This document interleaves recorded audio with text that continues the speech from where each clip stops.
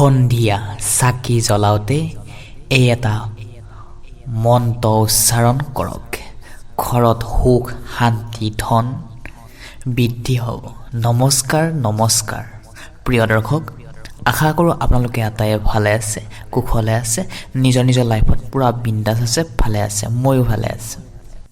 আপুনি জানেনে, কেৱল সন্ধিয়া চাকি জ্বলাওঁতে এটা সঠিক মন্ত্ৰ উচ্চাৰণ কৰিলে আপোনাৰ ঘৰত নিগেটিভ শক্তি আঁতৰিব পাৰে, দৰিদ্ৰ দূৰ হ'ব পাৰে, জীৱনত শান্তি সফলতা আহিব পাৰে।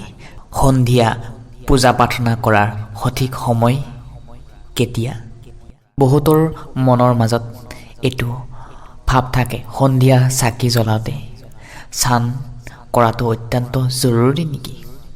গা নোধোৱাকৈ সন্ধিয়া চাকিঘৰ জ্বলাব পাৰিবনে? সন্ধিয়া সময়ত ঘৰত যেতিয়া চাকি দিয়া হয়, কেইঘৰ চাকি জ্বলাব লাগে? কোন দিশৰ ফালে সঠিক চাকি দিব লাগে? সেই সম্পৰ্কেও এই ভিডিঅ'টোৰ মাধ্যমে জানিব পাৰিব। লগতে আমি আপোনাক ক'ম, চাকিঘৰ জ্বলাওঁতে আপুনি কি মন্ত্ৰ উচ্চাৰণ কৰিব লাগিব। ঘৰখনৰ অশান্তিবোৰ দূৰ হ'ব আৰু আপোনাৰ লাইফত আহিব টাৰ্ণিং পইণ্ট। কি ধৰণে আপুনি চাকি দিব লাগিব, সকলোবোৰ সোমাই আছে এই ভিডিঅ'টোত। বন্ধুসকল, আমাৰ সনাতন ধৰ্মত সন্ধিয়া সময়টো অতি পবিত্ৰ বুলি ধৰা হয়। ঘৰখনত চাকি জ্বলালে লক্ষী মাৰ আশীৰ্বাদ পোৱা যায়। কিন্তু অধিকাংশ মানুহে কেৱল চাকি জ্বলাই দিয়ে, মন্ত্ৰ উচ্চাৰণ নকৰে। এইটোৱে ডাঙৰ ভুল নেকি? যদি আপুনি চাকি জ্বলাওঁতে সঠিক মন্ত্ৰ কয়, তেন্তে তাৰ শক্তি বহুগুণেই বৃদ্ধি পাব। চাকি ঘৰ জ্বলাওঁতে ক'বলগীয়া শক্তিশালী মন্ত্ৰ। যেতিয়া আপুনি সন্ধিয়া তুলসী গছৰ ওচৰত পূজা ঘৰত চাকি জ্বলাব, তেতিয়া মন শান্ত কৰি এই মন্ত্ৰ 3 বাৰ উচ্চাৰণ কৰিব। দেখিব আপোনালোকৰ সকলো ফালৰ পৰাই সুযোগ সুবিধা ঘৰখনলৈ আহিব, শক্তিশালী আনন্দ ভৰি পৰিব। প্ৰিয় দৰ্শক, তেনেহ'লে আহকচোন আমি ভিডিঅ'টো আৰম্ভ কৰোঁ। তাৰ আগতে জনাওঁ যে আপোনালোকক অনুৰোধ, যদি ভিডিঅ'টো চাই ভাল লাগে আৰু ভক্তি মনেৰে কমেণ্ট বক্সত জয় শ্ৰীকৃষ্ণ নহ'লে হৰ হৰ মহাদেৱ নাম উচ্চাৰণ কৰিব। যিসকলে এই ভিডিঅ'টো চাই আছে, আমিও প্ৰাৰ্থনা কৰিম যাতে ভগৱানে আপোনালোকক ভাল ধৰণে ৰাখে। ৰাতিপুৱা কেতিয়াও গা নোধোৱাকৈ চাকি জ্বলাব নালাগে, সেইটো আপুনি মই প্ৰত্যেকটোৱে জানো। কিন্তু সন্ধিয়া পূজা যদি আপুনি চাকি জ্বলাই হাত ভৰি ধুইও চাকি জ্বলাব পাৰিব। কিন্তু কিছুমান নিয়ম আছে, শুনি লওক। পুৱাৰ ভাগত যেতিয়া স্নান কৰি পূজা অৰ্চনা কৰিব, তেতিয়া তাৰ পিছত যদি আপুনি মল ত্যাগ নকৰে, তেন্তে আপুনি সন্ধিয়া সময়তো হাত মুখ ধুই পূজা অৰ্চনা প্ৰাৰ্থনা কৰিব পাৰিব, নহ'লে চাকিঘৰ জ্বলাব পাৰিব। প্ৰস্ৰাৱ কৰি যদি হাত ভৰি ধুই আপুনি ত্যাগ কৰি মুখত পানী লৈ 4 বাৰ কুলি কৰক, তেতিয়া আপুনি পবিত্ৰ হৈ থাকিব পাৰিব। এতিয়া আপুনি সন্ধিয়া চাকিঘৰ জ্বলোৱা সময়ত বা পূজা পাঠ কৰাৰ সময়ত, এতিয়া আপুনি সন্ধিয়া সময়ত স্নান কৰাটো জৰুৰী নহয়। মই সন্ধিয়া চাকি জ্বলালে বাহী কাপোৰ লগতে ধোৱা কাপোৰ পৰিধান কৰি আমি বন্তি ঘৰ জ্বলাই দিওঁ। মই প্ৰত্যেকটোৱে জানো। সন্ধিয়া সময়ত মনত ৰাখিব, যদি আপুনি সন্ধিয়া সময়ত স্নান নকৰে, গোটেই দিনটোত আপুনি পবিত্ৰতা বজাই ৰাখিব লাগিব। টয়লেট যোৱাৰ পিছত আপুনি নিজকে পৰিষ্কাৰ কৰি ৰখাটো আপোনাৰ কাৰণে খুবেই গুৰুত্বপূৰ্ণ হ'ব লাগিব। ভৰিখন ধুই দিব, মুখখন কুলি কৰিব, 4 বাৰ কুলি কুলি কৰিব। যদি তেনেকুৱা কৰে তেনেহ'লে আপোনালোকে সন্ধিয়া সময়ত গা নোধোৱাকৈ চাকি দিব পাৰিব। আৰু যদি আপোনালোকে ভাবে মই গা ধুই লওঁ তাত কোনো বাধা নাই, তেনেহ'লে আৰু ভাল। সকলোৰে মনত প্ৰশ্ন থাকে। আটাইতকৈ ডাঙৰ প্ৰশ্নই হৈছে সন্ধিয়া চাকি কোন সময়ত জ্বলাব লাগে। সন্ধিয়া সময়ৰ যিটো পূজা, গধূলি বেলাৰ পূজা, প্ৰত্যেকটো দিনেই সময় অনুসৰি বেলেগ বেলেগ হয়। কেতিয়াবা সোনকালে হৈ যায়, সন্ধিয়া অস্ত যায়। গৰম দিনত 5:45-6টা বজাৰ পিছত সূৰ্য অস্তৰ হয়।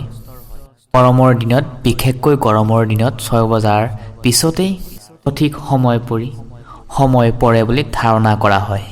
সূৰ্য অস্ত যোৱাৰ পিছতেই আপোনাৰ ঘৰত চাকি জ্বলাব লাগে।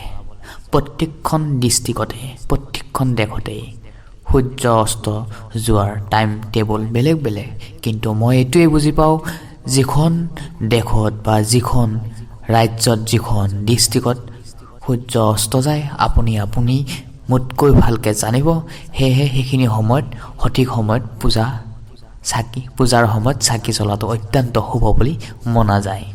শাস্ত্ৰৰ মতে প্ৰতিখন ঘৰৰ মুখ্য দুৱাৰত এগছ চাকি জ্বলিবই লাগে। এই সময়খিনিতেই মা লক্ষ্মী ঘৰলৈ আহে। মা লক্ষ্মী যেতিয়া ঘৰলৈ আহে, বাস কৰে, তেনেহ'লে ঘৰখনত নিগেটিভ শক্তিবোৰ আঁতৰ হৈ ঘৰত ধনেৰে ভৰপূৰ হৈ আহে আৰু সকলো সমস্যাই আমাৰ কাৰণে ভাল হয়। এইখন ঘৰত সদায় এশৰ চাকি জ্বলায়, সেইখন ঘৰত কেতিয়াও নিগেটিভ শক্তিৰ ভাৱ নাহে, একো কৰিব নোৱাৰে। এনেকুৱা ধৰণৰ বাস্তু দুখ থাকিলে বা নাথাকিলেই নহওক, সন্ধিয়া এশৰ দুৱাৰমুখত চাকি জ্বলালে আপুনি সকলো বাস্তু দুখৰ পৰা মুক্ত হ'ব পাৰিব। প্ৰিয় দৰ্শক, দ্বিতীয়শৰ চাকি ক'ত জ্বলাব লাগে জানেনে? তাৰ আগতে জনাওঁ যে এতিয়ালৈ যদি ভিডিঅ'টো চাই আছে, নিশ্চয় ভিডিঅ'টোত লাইক এটা কৰি দিব আৰু লগতে কমেণ্ট বক্সত ভক্তি মনেৰে জয় শ্ৰীকৃষ্ণ, ৰাধে ৰাধে নাম উচ্চাৰণ কৰিব আৰু কোনখন ডিষ্ট্ৰিক্টৰ পৰা চাই আছে বেকেটত লিখি দিব। সন্ধিয়াৰ সময়ত যদি আপুনি তুলসী গছত এশৰ চাকি জ্বলাব পাৰে, তেন্তে ইয়াৰ ফল কি পাব জানেনে? যিখন ঘৰত তুলসী গছ অন্ধকাৰ হৈ থাকে, সেইখন ঘৰতে দৰিদ্ৰতা আগুৰি ধৰে। যিখন ঘৰত তুলসী গছৰ তলত চাকি ঘৰ জ্বলি থাকে, এনেকুৱা ঘৰতে মা লক্ষ্মী সেইখন ঘৰতে স্থায়ীভাৱে বাস কৰে, বসবাস কৰে।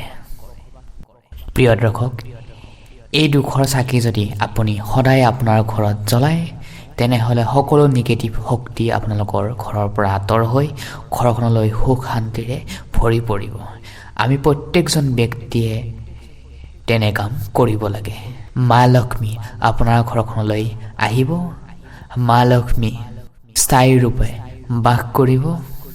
প্ৰিয় দৰ্শক, আৰু এটা মনত প্ৰশ্ন থাকে, চাকিঘৰ যেতিয়া আপুনি জ্বলাব তেতিয়া মিঠাতেলেৰে চাকিঘৰ জ্বলাব নে ঘিউৰে জ্বলাব নে তিলৰ তেল দি জ্বলাব? তিনিটা বিশেষ প্ৰশ্ন থাকে আমাৰ মনত। শাস্ত্ৰৰ মতে মিঠাতেলৰ চাকি সকলোতেই জ্বলোৱা নহয়। যদি আপুনি মিঠাতেলৰ চাকি জ্বলায়, তেনেহ'লে বিশুদ্ধ মিঠাতেল। যদি আপুনি ঘি দি জ্বলায়, তেনেহ'লে বিশুদ্ধ ঘিৰেহে চাকি জ্বলাব লাগে। কিন্তু আজিকালি মাৰ্কেটত যি প্ৰডাকশ্যন পোৱা যায় মিঠাতেল আৰু ঘি, সকলোবোৰ প্ৰায়বোৰেই ভেজাল। কিন্তু আমি কৰোঁ কি? প্ৰিয় দৰ্শক, যদি আপোনালোকে গাই গৰু পুহিছে ঘৰত, যদি গাখীৰ দিছে, গাখীৰটো আপোনালোকে ব্যৱহাৰে কৰে, সেই গাখীৰটো আপুনি গায়ে যদি গাখীৰ দিছে, তেনেহ'লে আপুনি গাখীৰেৰে বিশুদ্ধ ঘিউ প্ৰস্তুত কৰিবলৈ পাৰিব। প্ৰত্যেকৰে ক্ষেত্ৰতে বিশুদ্ধ ঘিউৰে চাকিঘৰ জ্বলোৱা সম্ভৱ নহয়। তেনেস্থলত মিঠাতেলেৰেও জ্বলাব পাৰিব। লোকেল জেগাত আপুনি মিঠাতেলটো কিনি ল'ব পাৰিব। যিসকলে খেতি কৰে তেনে ক্ষেত্ৰত তাৰ পৰাও আপোনালোকৰ মাৰ্কেটৰ পৰা কিনিব পাৰিব। প্ৰিয় দৰ্শক, একাদশীৰ দিনাখনে তিলত তেলেৰে চাকি জ্বলাব লাগে। কিন্তু প্ৰত্যেকটো একাদশীতে নহয়। একাদশীৰ ভাগ থাকে, বছৰত 24টা থাকে। সেই 24টাৰ ভিতৰত আপুনি চালি জাৰি চাই লৈহে তিলত তেলেৰে ঘিউ চাকি জ্বলাব পাৰিব।